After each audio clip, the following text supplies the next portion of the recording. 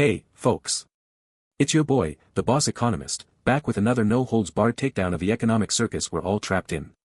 Buckle up, because today, we're diving headfirst into the Eurozone's latest economic dumpster fire, courtesy of the geniuses at the European Central Bank and the bumbling bureaucrats in Brussels.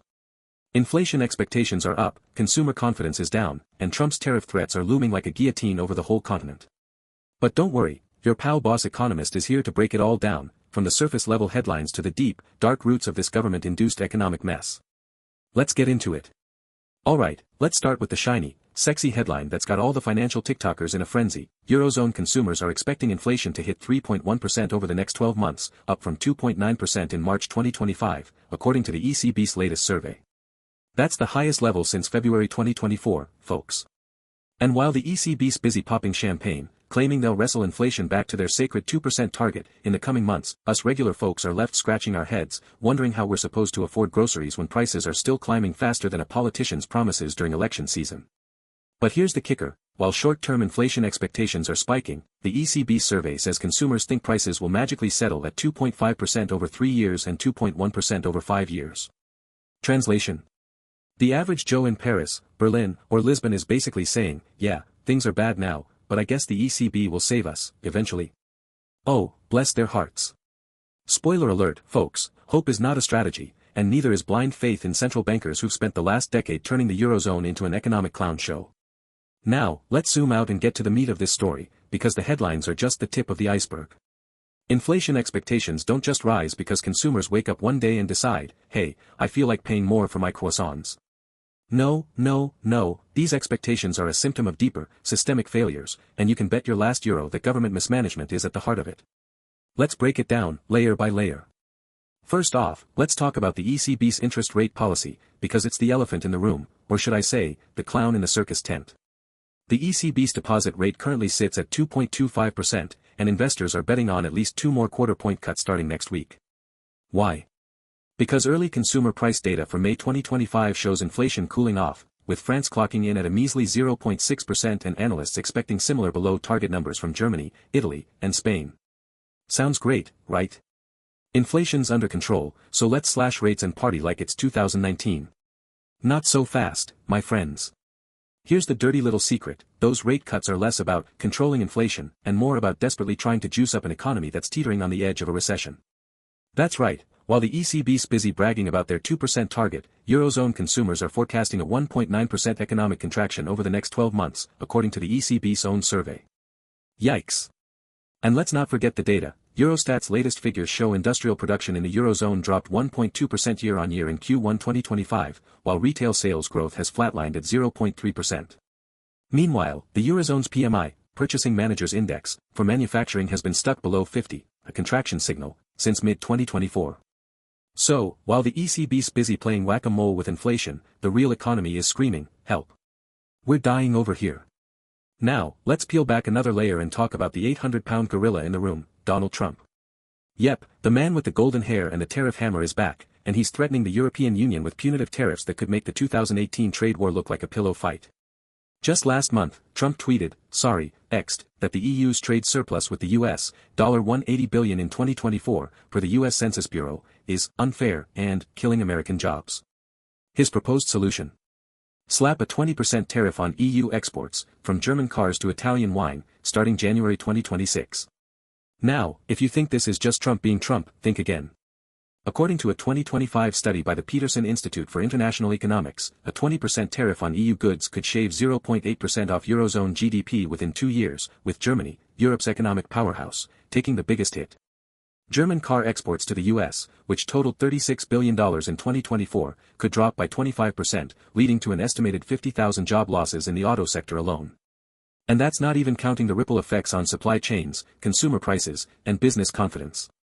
So, while the ECB's busy patting itself on the back for subduing inflation, Trump's tariff threats are stoking fears of stagflation, a toxic cocktail of stagnant growth and rising prices. And guess who's left holding the bag? You, me, and every other hardworking European trying to pay their bills. Alright, folks, now we're getting to the real juicy stuff, the root cause of this whole mess. Spoiler alert, it's not just Trump, and it's not just the ECB. It's the systemic, decades-long mismanagement of the Eurozone economy by governments that prioritize politics over prosperity. Let's break it down. First, let's talk about structural rigidities. The Eurozone is a patchwork quilt of 20 economies, each with its own labor laws, tax systems, and productivity levels, yet they're all shackled to a single currency and a one-size-fits-all monetary policy. Germany, with its export-driven juggernaut of an economy, thrives on low borrowing costs and a weak euro, while countries like Italy and Greece are drowning in debt and unemployment. Italy's public debt to GDP ratio hit 143% in 2024, per Eurostat, and youth unemployment in Greece is still hovering around 28%. Meanwhile, the ECB's low interest rates are fueling asset bubbles in places like Amsterdam and Munich, where house prices have soared 30% since 2020, pricing out regular folks. Second, let's talk about fiscal irresponsibility. Remember the EU's Recovery and Resilience Facility, that €800 billion post-COVID stimulus package? Yeah, it was supposed to transform the Eurozone economy with green investments and digital innovation. But guess what? A 2025 report by the European Court of Auditors found that 40% of those funds were misallocated, with billions funneled into pet projects and corporate handouts instead of structural reforms. Surprise, surprise, politicians prefer buying votes to fixing problems. And finally, let's talk about energy policy, because it's the cherry on top of this economic disaster cake. Europe's obsession with net zero has led to a self-inflicted energy crisis that's driving up production costs and consumer prices.